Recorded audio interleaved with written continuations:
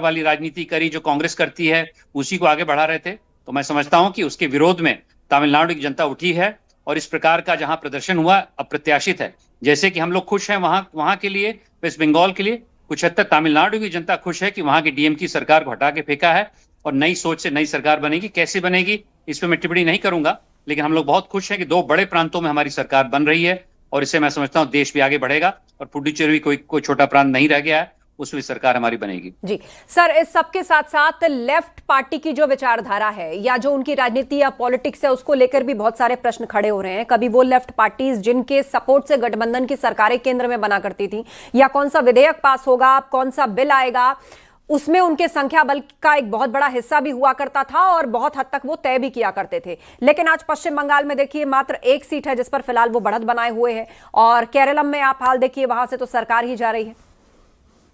देखिए, जो communist party की राजनीति थी वो गुंडा पे आधारित थी, वो बूथ कैप्चर पे आधारित थी। जैसे चीन ने, माओ ने कहा था कि power comes from the barrel of a gun, वैसे ही वही चीज यहाँ पर ले आए थे।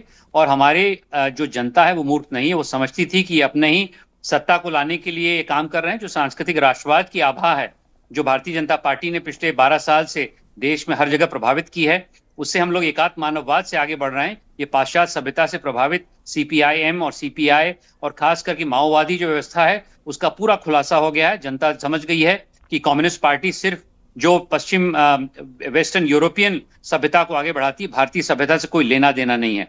और वैसे भी उनकी नीतियां, सभ्यता, बड़ी सरकार से आजकल कुछ नहीं होता है। जो सोशलिस्ट और कम्युनिस्ट थिंकिंग थी जो कुछ हद तक कांग्रेस में भी है और थी, उसका भी पराजय हो गया है। अब राष्ट्रवादी सोच आ रही जिसमें भारतीय जनता पार्टी हर व्यक्ति में छुपा हुआ अनुमान जगाने के लिए आर्थिक व्यवस्था से आगे बढ़ रही है। तो एक नई सोच आई है, इससे मैं बहुत प्रभावित हूं। मैं भी इसमें बहुत शोध कर रहा हूं कि कैसे अपने संसदीय क्षेत्र में सबके साथ सबके प्रयास से आगे बढ़ें। तो मैं समझता हूं कि इसमें काफी लाभ हम सबको मिलेगा और ये पराजय देश की विजय है। जी बहुत शुक्रिया शशांक जी न्यूज़ 18 से बात करने के लिए, और एक बार फिर से ढेरों शुभकामनाएं आपको और आपकी पार्टी को। तो बड़ी कवरेज लगातार जारी है न्यूज़ 18 पर। एक छोटे से ब्रेक के लिए रुक रहे हैं, जल्द लौटेंगे।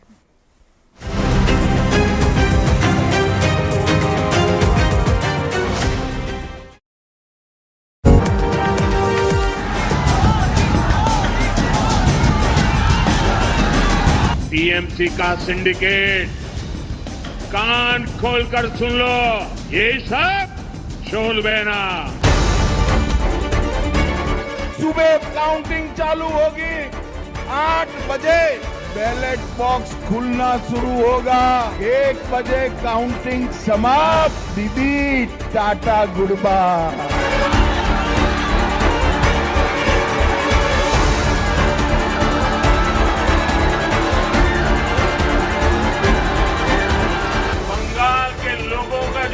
मिजाज देखा है, बीजेपी के शपथ ग्रहण समारोह में मुझे आना ही है।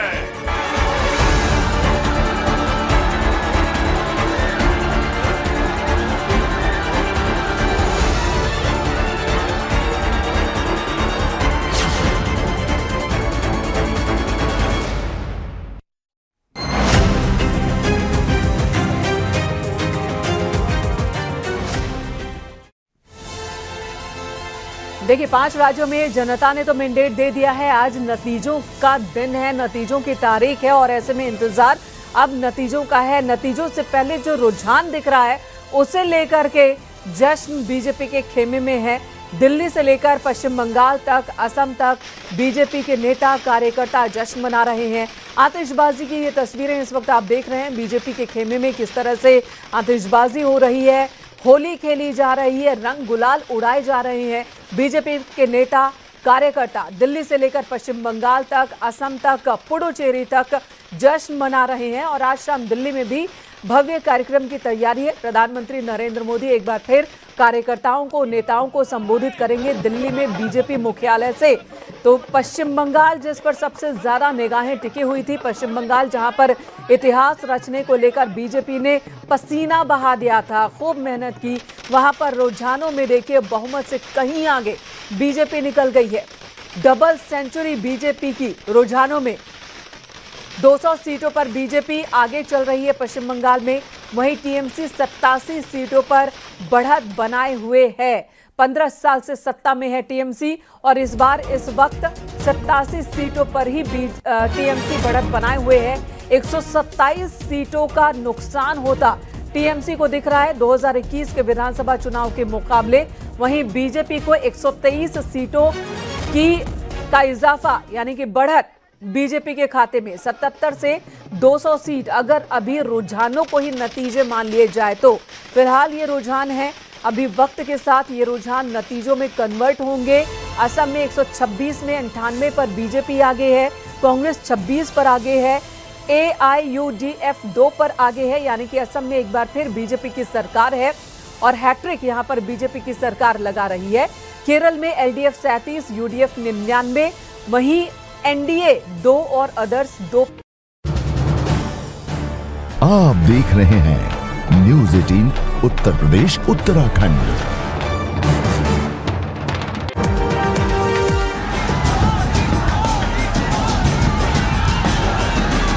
टीएमसी का सिंडिकेट, कान खोलकर सुन लो, ये सब शोल बहना। सुबह काउंटिंग चालू होगी, 8 बजे बैलेट बॉक्स खुलना शुरू होगा, 1 बजे काउंटिंग समाप्त। दीदी टाटा गुड बाय।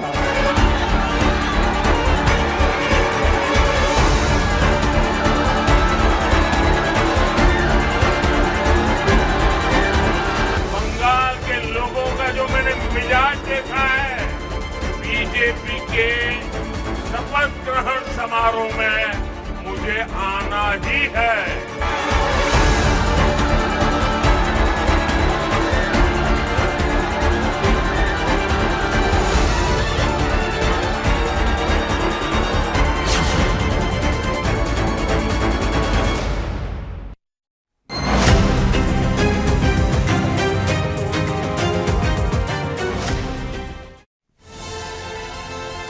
देखिए 5 राज्यों में जनता ने तो मैंडेट दे दिया है। आज नतीजों का दिन है, नतीजों की तारीख है और ऐसे में इंतजार अब नतीजों का है। नतीजों से पहले जो रुझान दिख रहा है उसे लेकर के जश्न बीजेपी के खेमे में है।